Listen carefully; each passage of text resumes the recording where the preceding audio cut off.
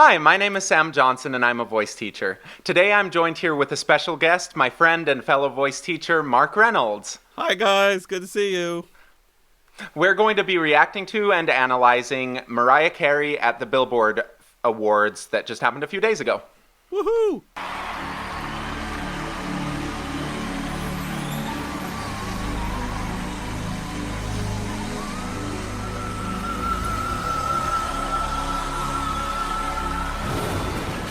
Starting with the whistle tone already. Did you think that she was doing that whistle tone live? Man, it's really hard to know sometimes what's live and what's not when we're watching these videos, you know? Mm-hmm. And so, was it live? I sure hope so, but Mariah's been known for doing a lot of lip syncing, especially. I wouldn't be surprised after some more recent performances if she's relying a little bit more on pre-recorded stuff. Yeah, just where it sounded way too clean for me to think that it was live. Then going into the live vocals right after, I would kind of doubt that it was, but again, hopeful.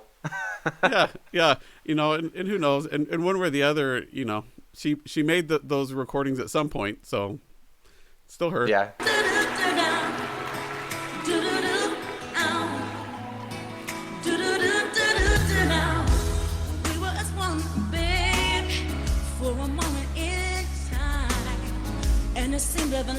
Well, this is definitely live.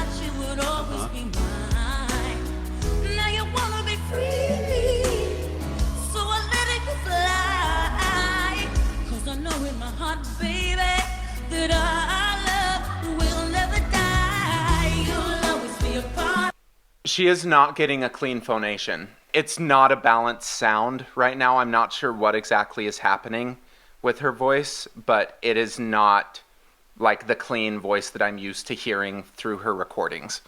Right. You know, I mean, I have memories of driving in Los Angeles in a convertible with the top down, listening to this song. It's one of my favorites ever, you know?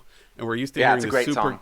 Super clean, clear sound that's just right in the middle. And it just sounds, honestly, a little under-energized is what I'm hearing. She's just not working quite as hard to keep that resonant space in the back open and to keep things nice and clean and lifted. It just feels like a little tired, you know? Yeah, it sounds tired. I don't know if she's currently dealing with nodules. I know that that's been a thing in her past, but the sound that I'm hearing, it's indicative of someone who might have that problem. Sure. Just with all of the there is so much airiness to the sound and so much hoarseness, but she doesn't look like she's pushing a ton. There is a little bit of a grab, and that would help like create the nodules in the first place. Right. But her voice does not sound healthy to me in the way that I expect most people's voices to sound right now. It could be nodules, and it could be her having had nodules and trying to be super careful with it or something, right?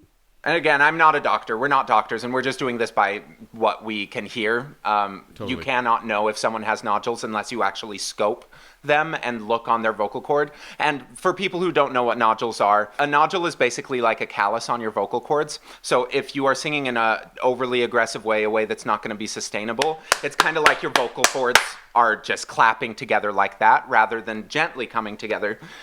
When they clap together that many times, it creates this callus or nodule on the muscle. It's kind of like if you're playing a guitar and you're fingering the string so many times that you get a callus. It's the exact same thing, but on your vocal cord. And doing that just doesn't allow full vocal cord closure. So it sounds breathy because there's a lot of extra air getting through. I think that's a great way to explain it. I think different than playing the guitar, those calluses aren't something that we want. Correct. Yeah.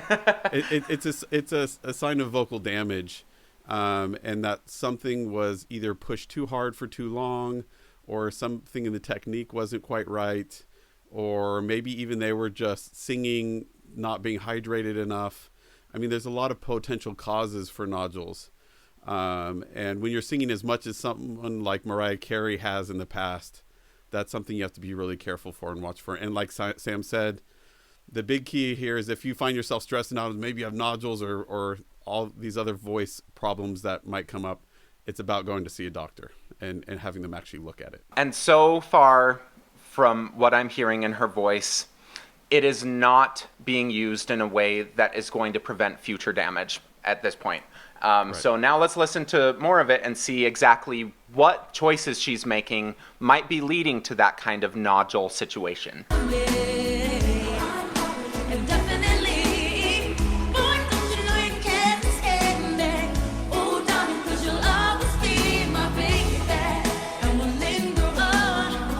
Sounds a little more clear here. It's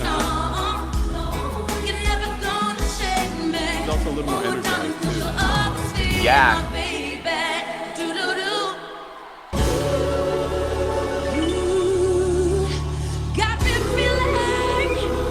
Like right there, that crack, that's what we're talking about. When you hear things like that come up this regularly in a style of music that is not known for adding this much distortion, it's not a choice. This is like a physical thing that's happening to her from either damage or overcorrecting, but you don't get cracks like that out of nowhere. Like, it just sounds too off for me to say that this is like a really healthy sound. If someone, no matter what level of skill they are, came into me for a lesson and they sounded like that, I would want them to go get a scope the next day. Otherwise, I probably wouldn't be willing to work with them if they're not willing to do that kind of stuff. Yeah, it's true. It is serious. Yeah, you really want to pay attention to it. And, I think probably both of us would also probably listen to them a little bit, see if a few of the simple things that might indicate a technique thing might make it go away. But if it didn't, you're right. If you weren't able to kind of quickly see resolution to some of those issues, meaning maybe she's overpressurizing the bottom, or she's doing something else weird, or just letting things collapse, could lead to kind of a cracky sound. But yeah, I mean, someone like this that's very experienced, if a pro came in and had that sound, I'd be like, ooh, we got to get that thing checked. That part where it had the crack, first I would try to narrow the vowel. I mean, she went really, really wide on it. That is a thing that is strongly associated with pulling chest voice up, which is one of the things that's strongly associated with creating nodules. So I would see if just narrowing the vowel, going from a to makes that difference. But really, if that vowel change doesn't do it, and doing some straw work to make sure that she's not pushing too much, if none of that works, like, you really do need to go see someone. I'm very quick to refer, but to me this is pretty obvious.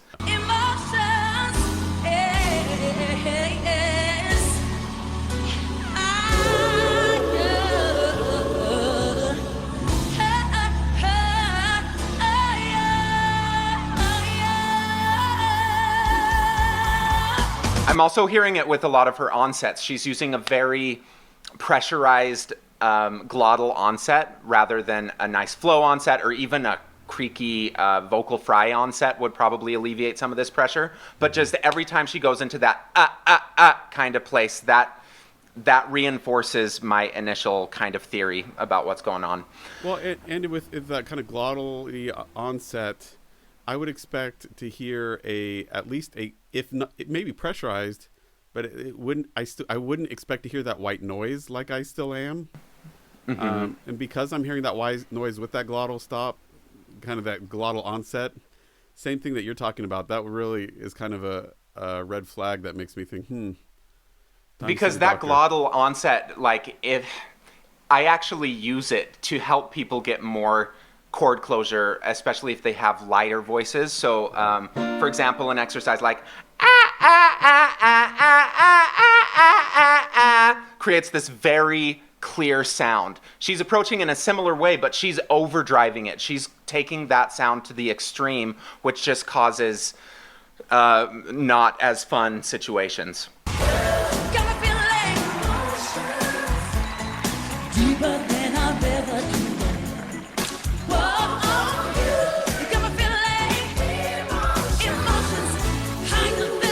I love this song.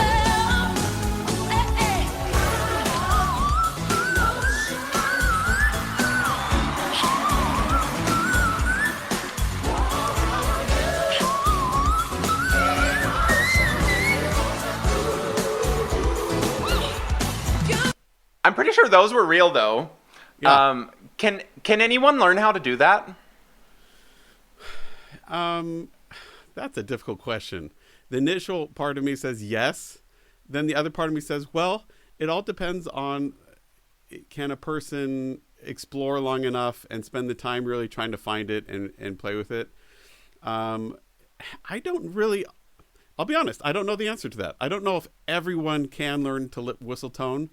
I'm usually one to argue for people being able to learn just about anything if they're willing to put the time and energy and mental effort into making it happen. But I think there is something to that of someone being able to have the vocal coordination to get to that voice where it's partially closed with the vocal folds and partially open, and just able to allow themselves to get there. But what do you think? Yeah.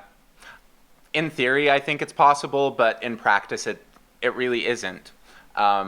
Even just speaking from personal experience, I was able to get up into that range when I was about 15 to 18, and then it just completely dropped off. And I've had students who are capable of going up there, but it really does seem like they have it, and then we can refine it rather than something that they suddenly are like, oh wait, I can do whistle tones now. It's happened a few times, but it's a lot more rare. And to have the kind of control that she has up there, that's just kind of next worldly, which is why she's known for that sound.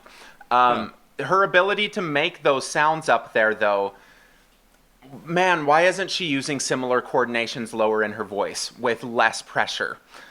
I don't understand that right now. Yeah, I was actually having the exact same thought. It's like, wow, those high whistle tones are actually really clean and easy, which isn't surprising to me. To be able to get them, they have to be.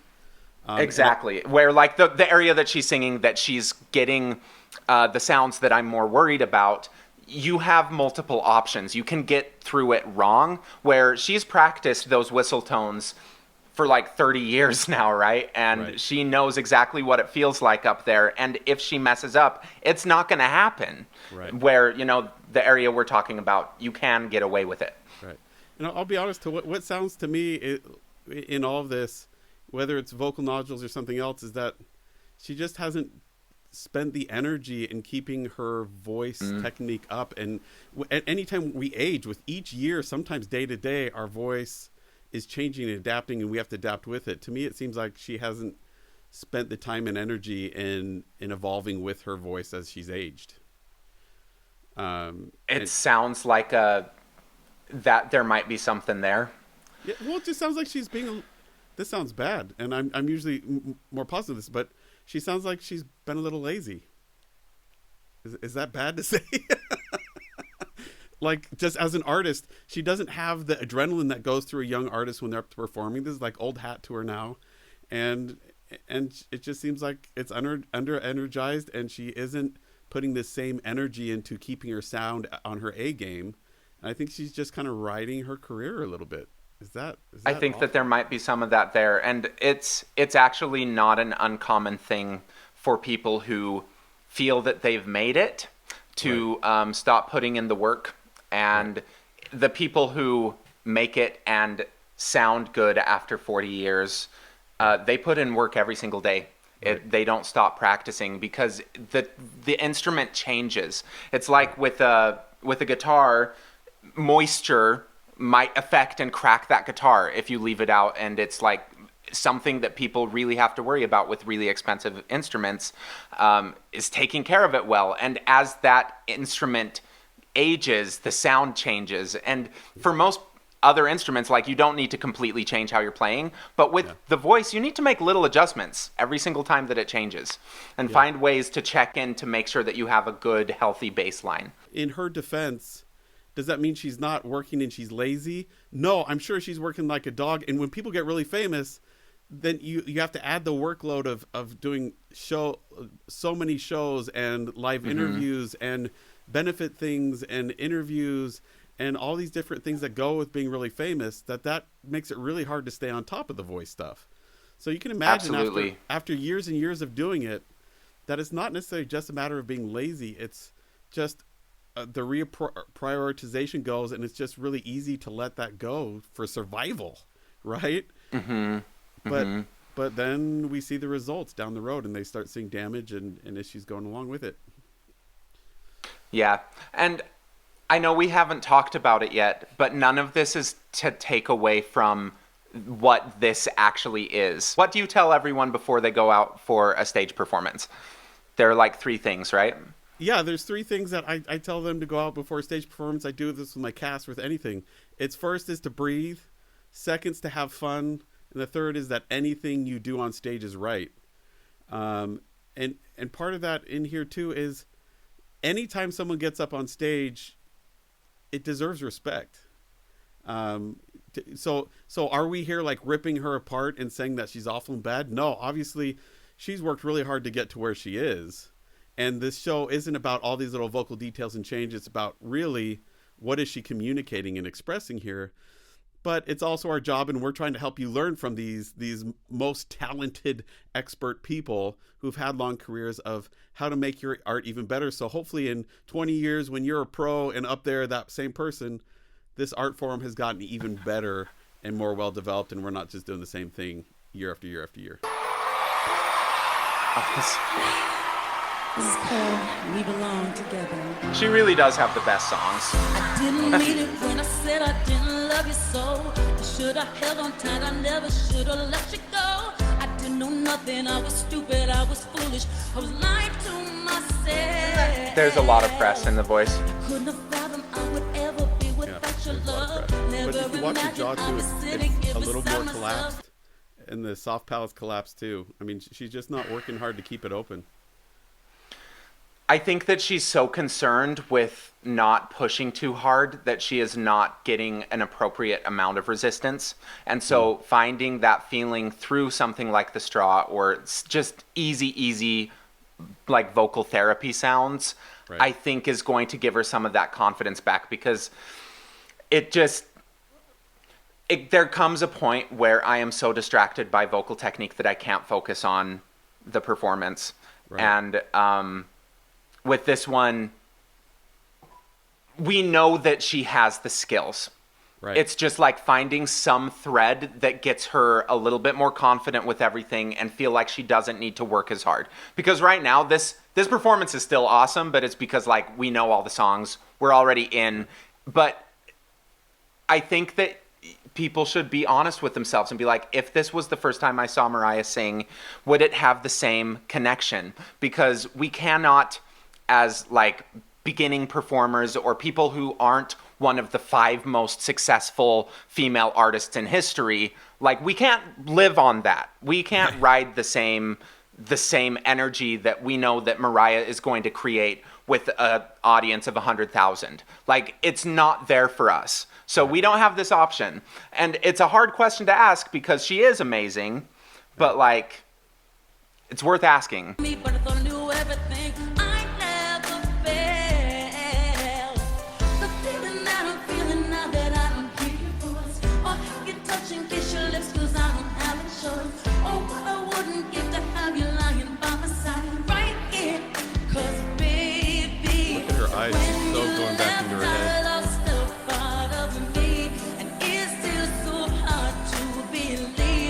It doesn't look completely like autopilot, but there's some sort of disengagement. No, what it looks like to me is she's stressing about her technique. That's exactly what I see with a performer when all of a sudden they disconnect from communicating and go into, oh crap, my voice isn't working like I want it to work, and they start going mentally inside their head, like you're saying, like their voice isn't working like they want to, and so they have to attend to it, and they drop everything else, and that's what we're hearing there. And then the problem is once she does that, then it only makes it worse. This is something that we worked on together, even with my own voice, just last year, was getting out of your head, because it is, I think, more common with people who know how to sing that they know the difference. They're able to differentiate when things are going how they want it to versus not, and then they beat themselves up about it.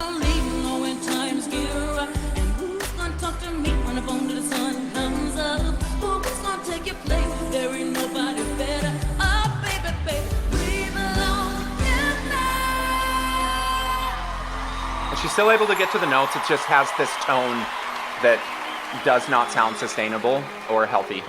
Yeah. But if you like that, that's still fine. You can like this. I'm not saying you can't like this. With the strength to carry on, and you cast your fears aside, and you know you can survive. That time she dodged it.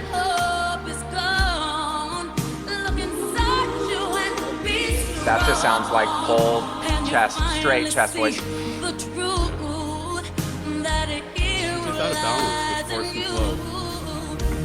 We're 5 minutes into this performance. Singing like that for 5 minutes is exhausting. It is completely exhausting, and it makes sense that she sounds even more hoarse now than she did at the beginning, because that's the point of technique, is to let you get through a set. And she, in her current state, if she was singing exactly like that, would not be able to get through a full tour. Like, there's just no way. Yeah. Well, and it's brutal. I mean, she's going back to back with like no rest in between these. Oh my gosh, it's so hard.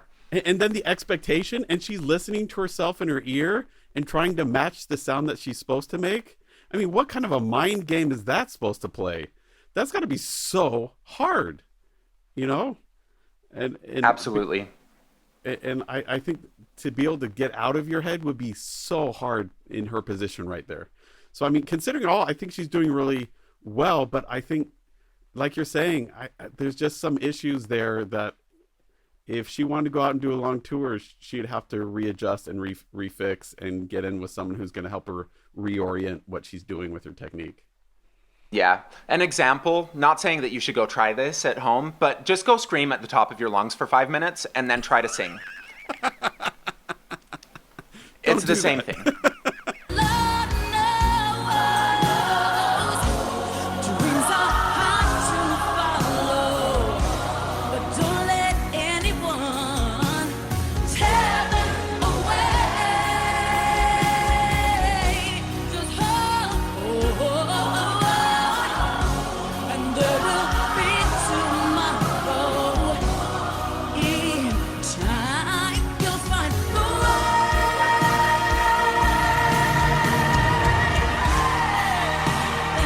When she had that sustain, that sounded like kind of the same thing that happened with the whistle earlier, where she has practiced it so many times that she knows what that's supposed to feel like clear. And I don't think she could do that any other way, because it's like it sounded so hoarse and so symptomatic of nodules or of just exhaustion. And then it goes into this really clear, nice tone for a minute. So it's like, Of course she's capable of doing this. She is not broken all the way through. And she is able to get through this 7 minutes of singing some of the hardest pop music.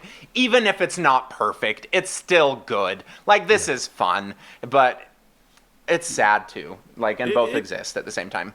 It is. Well, and it shows to me that it's not just like nodules. Like, she can do it, you know? Mm-hmm. It probably is part of the fear of it, right? Mm-hmm. But it's just, if she would just sing in that place more consistently, like you're saying with the whistle tone in here too, if she just find that pocket and stay in it more consistently, a performance that's great and we love it, is awesome, could go to the next level. And I think a lot of times when people are watching and fans are watching, they're like, they get upset that we're talking about things that are not perfect. Mm-hmm. It's not that it makes it a bad performance or a bad performer. It's that our whole goal and what we're trying to do is take a good performance to the best performance possible. And take that best performance and make sure someone can do it consistently 8 times a week.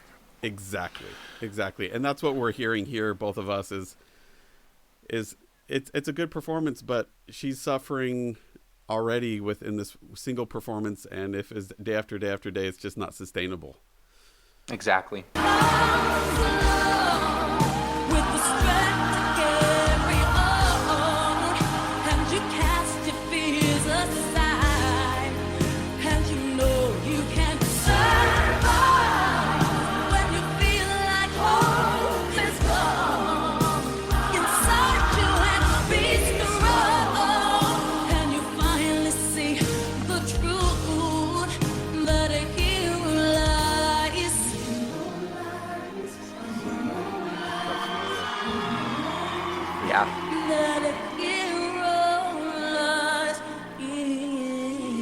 Her larynx is all the way up to her ears right now.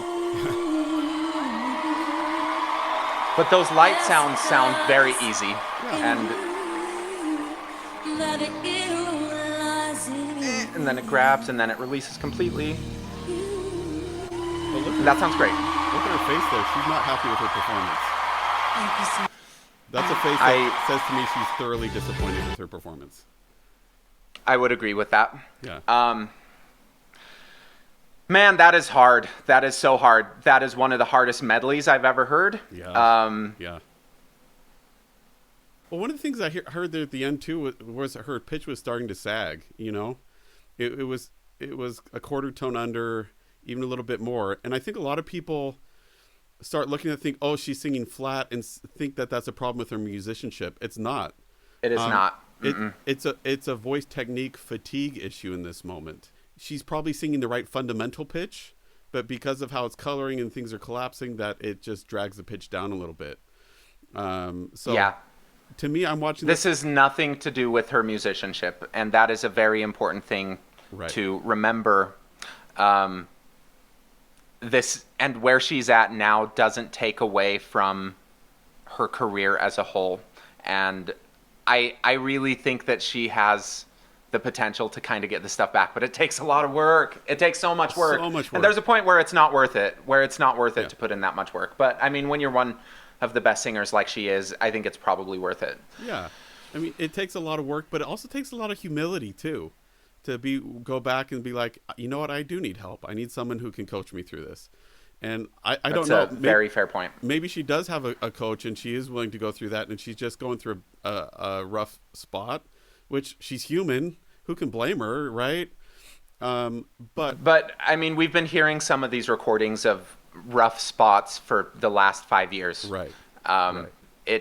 It is a pattern at this point. Right. And when you see patterns, then you can make changes. If you're not able to pick out those patterns, you're never going to be able to make changes. Right. But I mean, from someone who is so totally disconnected from her situation and doesn't follow her personally, and I don't work with her, like I don't know her. Right. It's obvious enough that like she needs to go do something. Yeah. If someone who is not, working with her day in and day out is starting to hear these things. Right.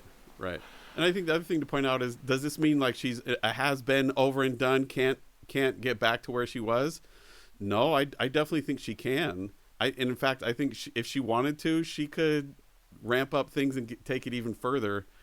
Again, but she needs help negotiating what it is to sing with her voice now, not trying to sing with the voice she had 20 years ago, Exactly. Thank you for watching. Please like and subscribe. Please leave a comment below about what you heard with this performance. Did you hear anything weird with Mariah's voice compared to maybe 20, 25 years ago? Go listen to a recording of her then and compare it to now, and I hope you're able to hear kind of what we're seeing. Mark, how can people find you? You can come find me at mrperformingartsstudio.com or search for me here on YouTube and subscribe to my channel. I'd love to have you see what you see on my videos as well. Sam and I talk about a lot of different things, and I'd love to hear what you have to say on his videos, and I love following his videos, and I'd love to hear what you have to say on mine too. And go check out another video of us by clicking on the link in the middle of wherever it is right now. Thank you for watching.